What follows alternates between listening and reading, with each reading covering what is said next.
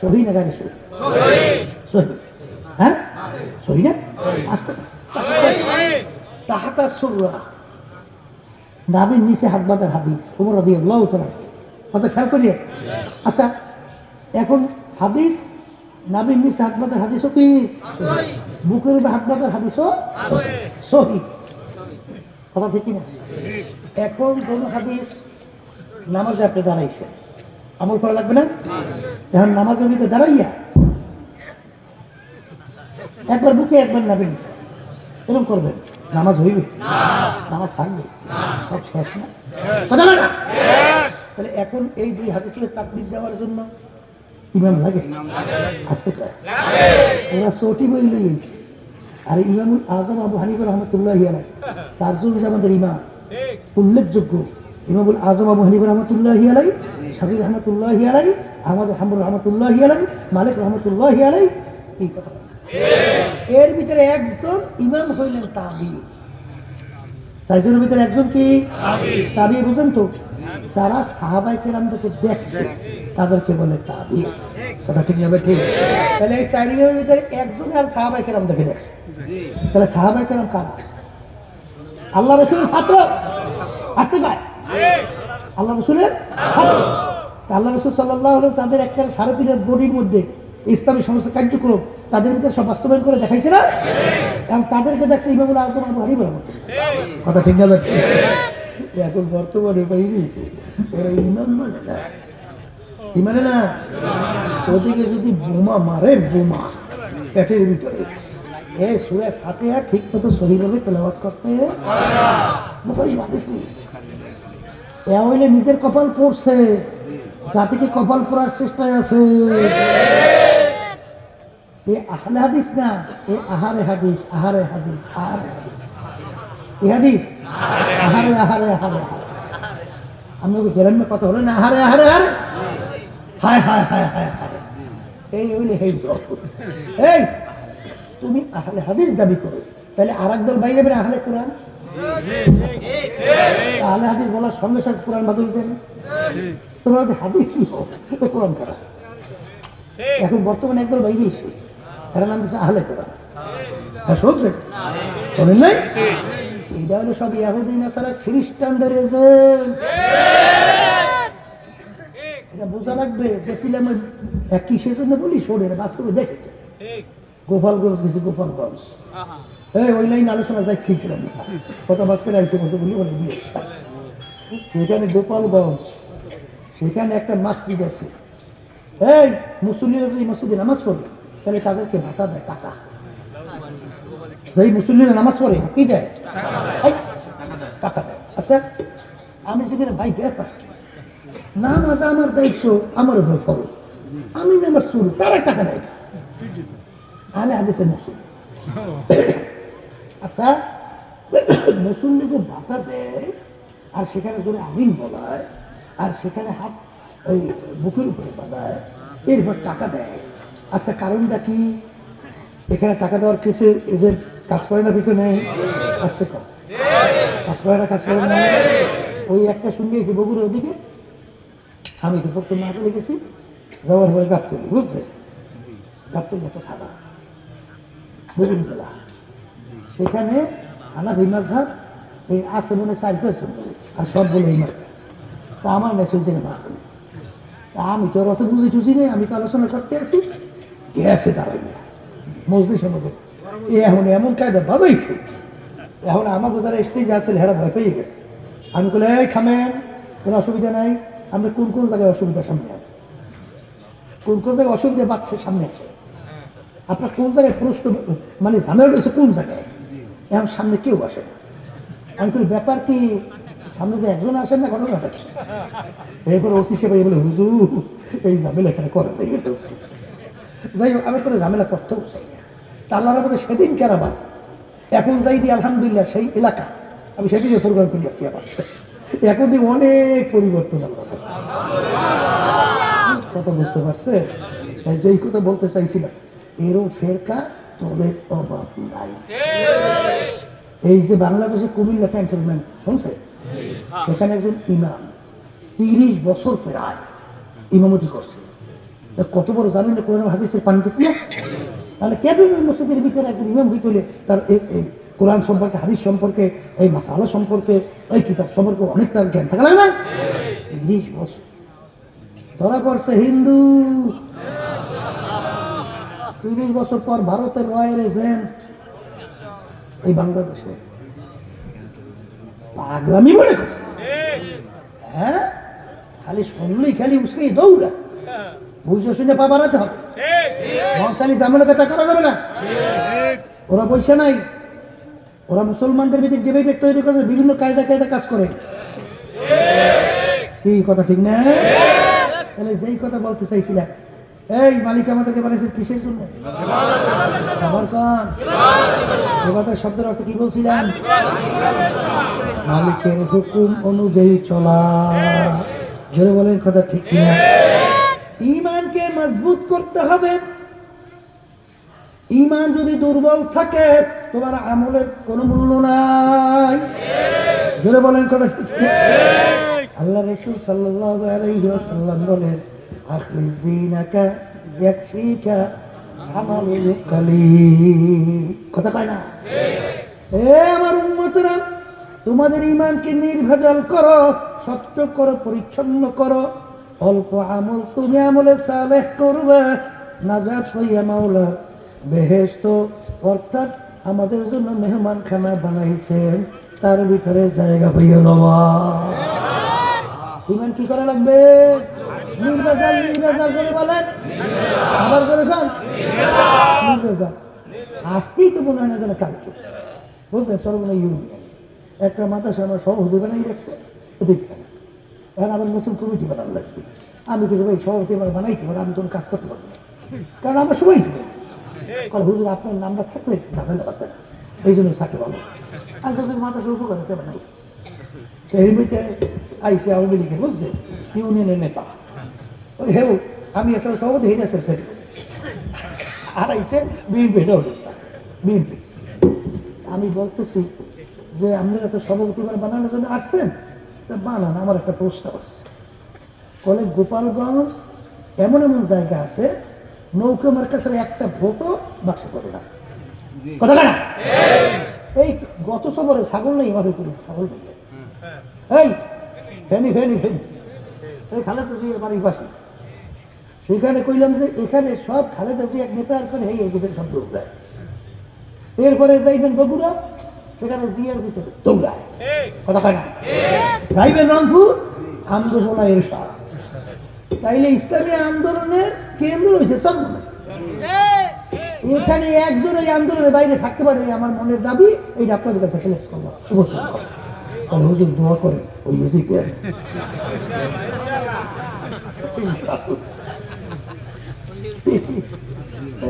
যেই কথা বলতে চাইছিলাম আমার বাজানদেরকে, যে কথা সংক্ষেপ, যে আমি বলতেছিলাম যে আপনারা এই যে দল করেন কেন করবেন? কেন করবেন?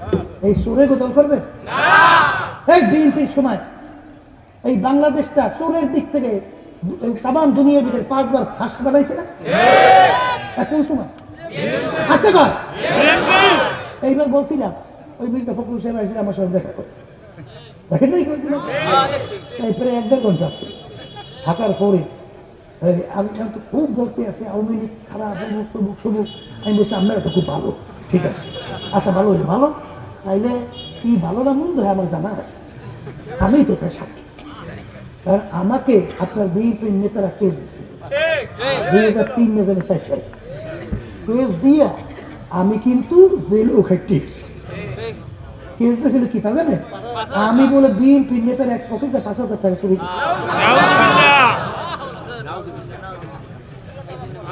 হুজুররাও কিন্তু আছে বিএনপি করে, আমরা কাছে মনে হয় নাই না, আমরা কাছেও আছে।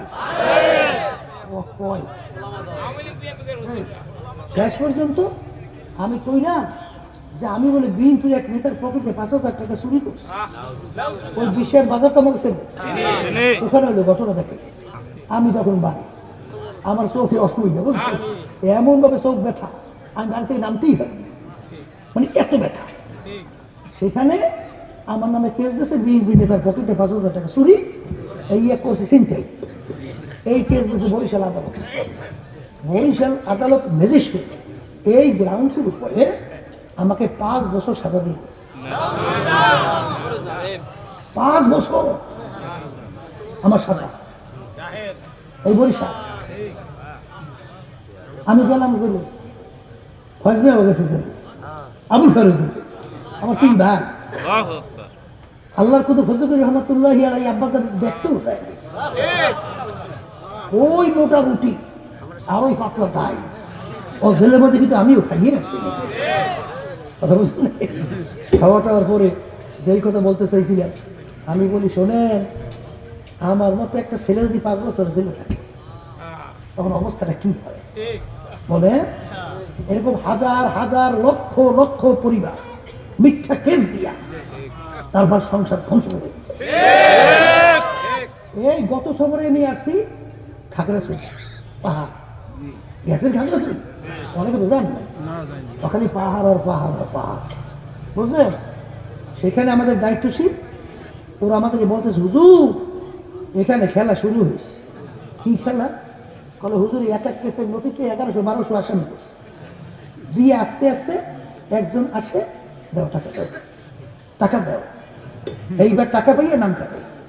এরকম কাটতে কাটতে 1100-1200 তখন সবেমাত্র 175-76 পর্যন্ত ঠেকছে। কথা বাংলা বোঝেন? তারা আমাদের এক দায়িত্বশীল, ওরও ওদেশে কেস।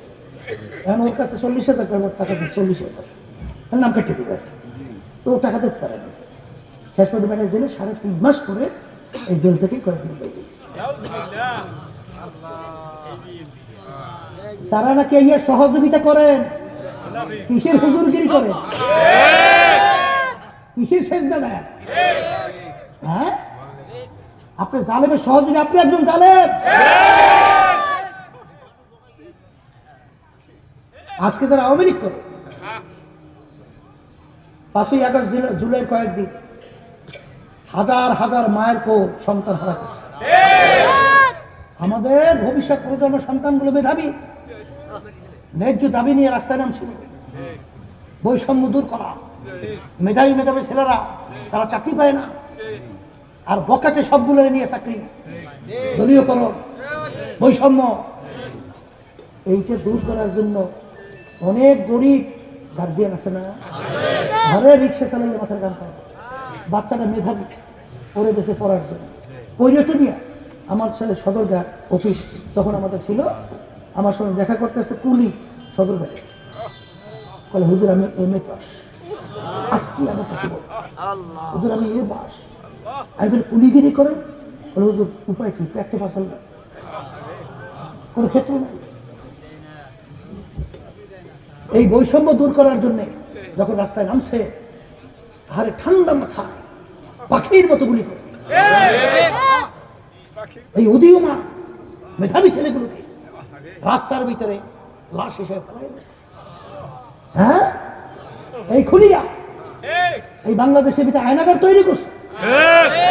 এই খুনিরা পীর হত্যা ঘটনা ঘটাইছে। এই খুনিরা বাংলাদেশ থেকে টাকা পাচার করে দেশ দেউলিয়ার পথে নিয়ে গেছে। এরপরে জের জুলুমের তার অভাব নেই, এদের আবার সহযোগিতা দল করে 5 বার চোরের দিক থেকে দুনিয়ার ভিতরে ভাষ্ট করে।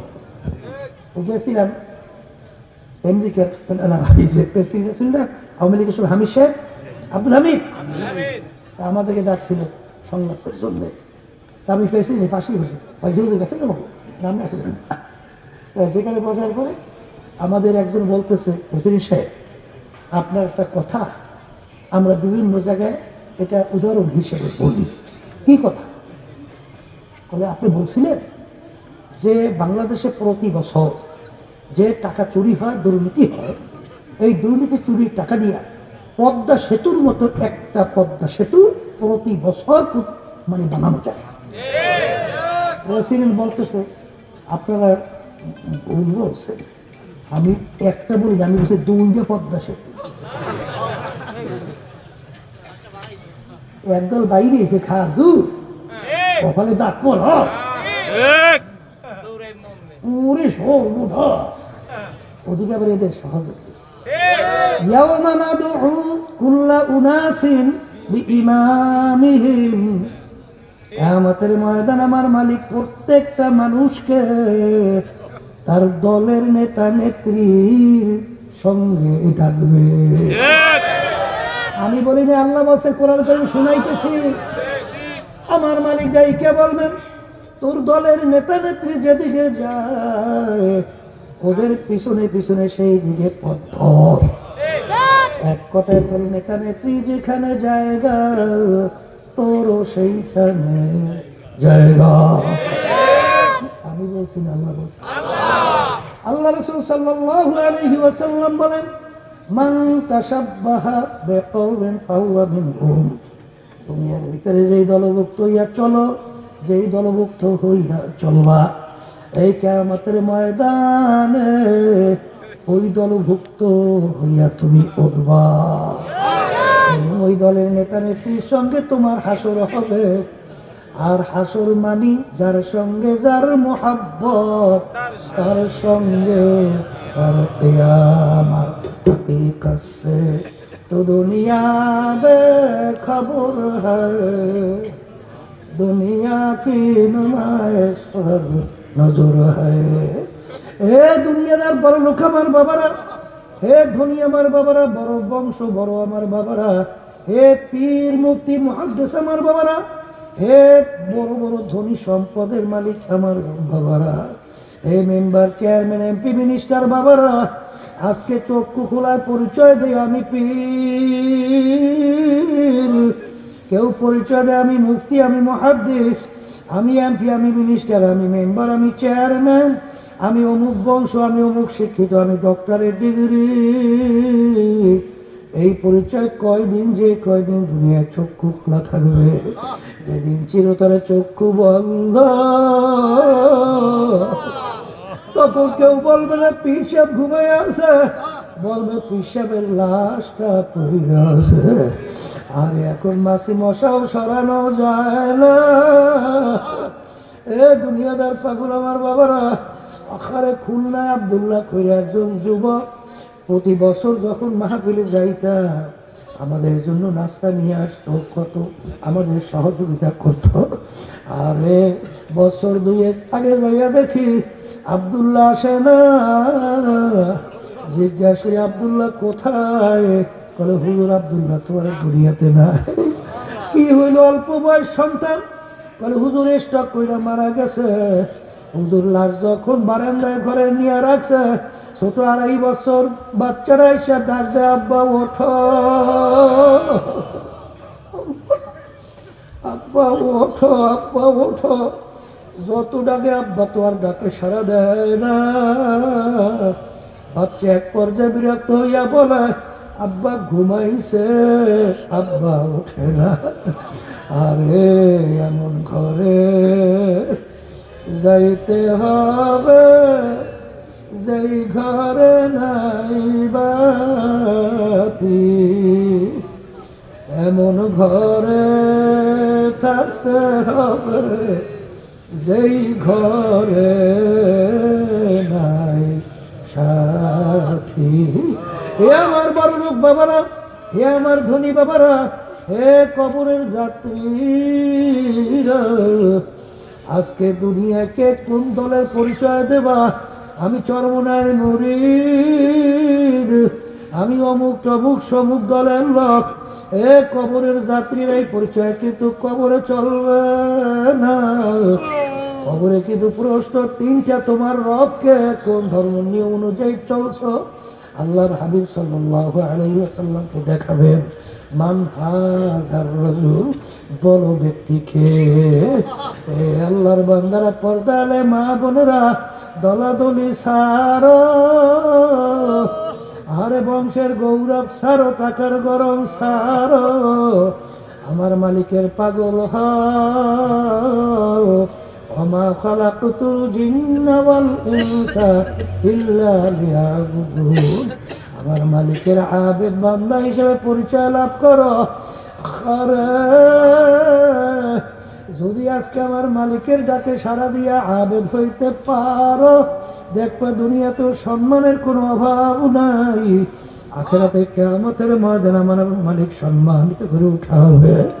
এই জন্য আমার ভাইদেরকে বলবো, পর্দা আলে মা বোনদেরকে বলবো, আমার মালিকের ব্যক্তিগত জীবন প্রতিটা মানুষের হুকুম আছে না নাই? পারিবারিক জীবনে আছে না নাই? আচ্ছা, ব্যবসা ক্ষেত্রে আছে না নাই? সামাজিক ব্যাপারে আছে না নাই?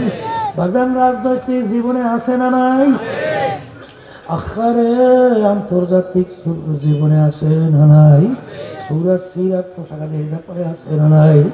এই পথে চলে একটু দেখো, এর ভিতরে আমার মালিক যে কি মজা রাখছে।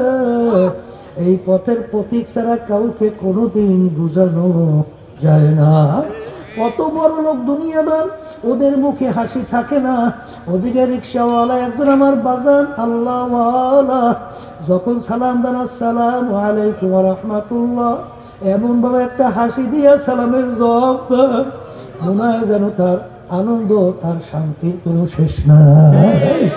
এই জন্য আমার বাজানদেরকে বলবো, পর্দা আলে মা বোনদেরকে বলবো, যেই দুনিয়ার পিছনে পড়ছো, যেই দুনিয়ার পাগল হইছ, যেই দুনিয়ার সম্মান তালাশ করো, আমার আব্বাজান বলতেন ডাকাইতের দলের সর্দার, ওর কত পাওয়ার।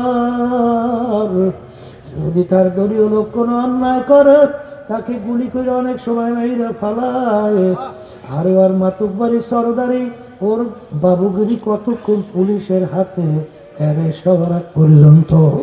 যখন পুলিশের হাতে অ্যারেস্ট হইয়া যায়, যখন বুট দিয়া লাথি বেড়ে পালায়, হাড্ডি ভাইয়া পালায়, কোথায় যাওয়ার সারগিরি, কোথায় যাওয়ার বাবুগিরি, কোথায় যায় সর্দারগিরি।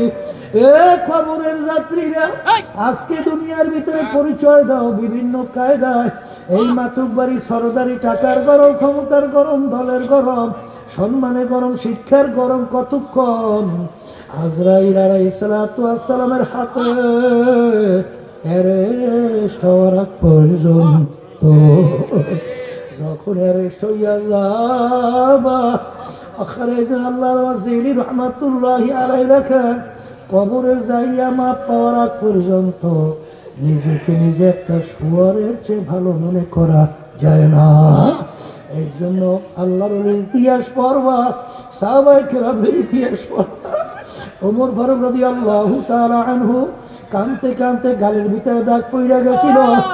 অনেক সময় রাস্তা দিয়ে হাঁটতো, ফেজা কুটানার হাতের ভিতরে উঠাইয়া আফসোস করে দুই চোখের পানি ফালায়, কান্দে আর বলে, ও ফেজা কুটানারা, তুই আমার চেয়ে অনেক ভালো। আমার মালিকের সামনে দাঁড়াইয়া তোর কোনো হিসাব দেওয়া লাগবে না, তুই মাটির সঙ্গে মিলে যাবি। আমি ওমর মানুষ, মালিকের সামনে দাঁড়াইয়া হিসাব দেওয়া লাগবে। ও ফেজা কুটানারা, তুই আমার চেয়ে অনেক ভালো। এই যে আমার বাজানদেরকে বলবো, অনেক সময় ওমর ফারুক রাদিয়াল্লাহু তাআলা আনহু আফসোস করে বলে, মালিক তুমি যদি আমাকে মানুষ না বানাইয়া একটা বাচ্চা ছাগলের বানাইতা, একটা বকরির বাচ্চা বানাইতা, আহারে তোমার বন্ধা বান্ধি জবাই করতো, গোশত পাক কইরা খাইয়া ইবাদত বন্দেগী করতো, আমি কাজে লাগিয়ে যাইতাম। কিন্তু আমার মালিক তোমার সামনে দাঁড়াই আমার হিসাব দেওয়া লাগবে। যেই মামলার তদবির নাই, তার কিন্তু খালাস নাই। আল্লাহর ওলিরা কাঁদতে কাঁদতে মালিকের দরবারে চলে গেছে, সাহাবায়ে কেরামরা কাঁদতে কাঁদতে মালিকের দরবারে চলে গেছে। আর বরফির আব্দুল কাদের জিলানী রহমাতুল্লাহ আলাইহি আমার মালিকের ঘরের সঙ্গে মাথার টাকায় কান্দে আর বলে, মালিক যদি মাপ নাই করো, কিয়ামতের ময়দানে অন্ধ করে উঠা। কারণ মানুষ আমাকে বড় বিশ্বাস বলছে, যদি জাহান্নামের শিকল হাতে বেলাই একটু আযাব, অন্যদিকে লজ্জা, মালিক তুমি আমাকে অন্ধ কইরা উঠাই, মেটা দে আপনা হাসতে আগার কুছ মর্তবা চাহো, বেদানা খাটকে মেরে গোলে গুলজার হতা। এই জন্য আমার বাজানদেরকে বলবো, পর্দারে মা বোনদেরকে বলবো, আমি আপনাদের জন্য দোয়া করি, দোয়া চাই, মালিক যেন আমাদের ইমানকে মজবুত কইরা আল্লাহর হুকুম মাইনা ভাইজান আমাদেরকে যে উদ্দেশ্যে মালিক বানাইছেন, আমরা ইবাদত কইরা তারপর যেন দুনিয়া থেকে বিদায় নিয়ে কবরে যাইতে পারি। আল্লাহুম্মা আমিন। এই ঘরের মেয়ে লোকেরা হাত উঠাও, গুনার কথা মনে করো, দু চোখের পানি ফালাও, মালিকের দরবারে কান্দো আর মাপ চাও। যদি কান্না না আসে মন কি বোঝাও রে মন? একদিন এই ঘরের দরজা দিয়ে নতুন বউ হয়ে উঠছিল রে মন। কত মেয়ে লোকে শরবত খাওয়াইল, কত মেয়ে লোকে বাতাস করলো। আবার এমন একটা দিন আসবে এই ঘরের দরজা দিয়ে আমার আল্লাহ সইয়া বের হবা। ছেলে কান্দে মামা করে, মেয়ে কান্দে মামা করে, জবাব তো আর দিবা না। ইয়া আল্লাহ, ইয়া আল্লাহ, আপনি তো এই মাঠের দিকে চাইয়া দেখেন আপনার বান্দারা কিভাবে কান্দে। আমার দয়ার মালিক, আমাদের ছেলেও মরে নাই, মেয়েও মরে নাই, গুনাহ করে বসছি রে, মাফ করে দেন গো মাওলানা, করে দেন। আল্লাহর বান্দারা জোর করে কাঁদতে পারে না, কান্না আসে না, জোর করে কান্দে। সন্তান মারা গেলে চোখে পানি আসে, সন্তান নষ্ট হয়ে গেলে চোখের ভিতরে পানি আসে। তোমার আমার গুনার কারণে জাহান্নামের আগুন জ্বলছে, জাহান্নামের আগুন চোখের পানি ছাড়া ঠান্ডা হবে না। ইয়া আল্লাহ, ইয়া আল্লাহ, যাদের ছেলে মাহফিল হইল, চেষ্টাকারী সাহায্য করলাম, আমাদের উপস্থিত হয়ে গেল। আল্লাহ সবার মিলে খাস মেহরবানি নাযিল করে আপনার কাজ বন্ধা হিসেবে কবুল করে না। আল্লাহ পর্দারে মা বোনদেরকে আপনার খাস বান্ধবী হিসেবে কবুল করে না। আল্লাহ এই তরিকা আল্লাহ সব দিক থেকে আপনি হেফাজত করে, সহিভাবে চালাবার তৌফিক দান করে, সর্বদিক থেকে আপনি হেফাজত করে। আল্লাহ আমাদের আম্মা আব্বা আত্মীয় স্বজন যারা কবরে শুয়ে রয়েছে, বেহেশতের বাগানবালা, সুবহানা রাব্বিকা রাব্বিল ইজ্জাতি আম্মা ইয়াসিফুন ওয়া সালামুন আলাল মুরসালিন আলহামদুলিল্লাহি রাব্বিল আলামিন। শোনেন, এখানে সবাই তওবা করেন, বসেন বসেন বসেন বসেন। শোনেন, এই বছর তওবা করেছেন, আল্লাহর হুকুম কতদিন বান্দাদের সঙ্গে হয়। গালিয়া পুষ্পে যাকে আপনারা যারা ভালো জানেন তার সঙ্গে বয়স হইতে পারবে। অনেক আমাদের কারিমপুরের হুজুর আছে, অম্বাসের খলিফা, আরও অনেক মুরব্বী আছে না? এই যাদের সহি তরিকার সাথে জড়াইয়া থাকা লাগবে, আল্লাহর হুকুম, কথা ঠিক কিনা? একা থাকা যাবে না, একা থাকা যাবে তাহলে শয়তান হইবে তার মুরব্বী। সবাই তওবা করেন। আউযু বিল্লাহি মিনাশ শাইতানির রাজীম। বিসমিল্লাহির রহমানির রহিম। আস্তাগফিরুল্লাহাল্লাযী লা ইলাহা ইল্লা হুয়াল হাইয়ুল কাইয়্যুম ওয়া আতুবু ইলাইহি লা হাওলা ওয়া লা কুওয়াতা ইল্লা বিল্লাহি আলিয়্যিল আযীম। সাল্লাল্লাহু আলাইহি ওয়া সাল্লাম। আল্লাহ কবুল করে নাও। সবাই দোয়া চাই, দোয়া করি। আসসালামু আলাইকুম।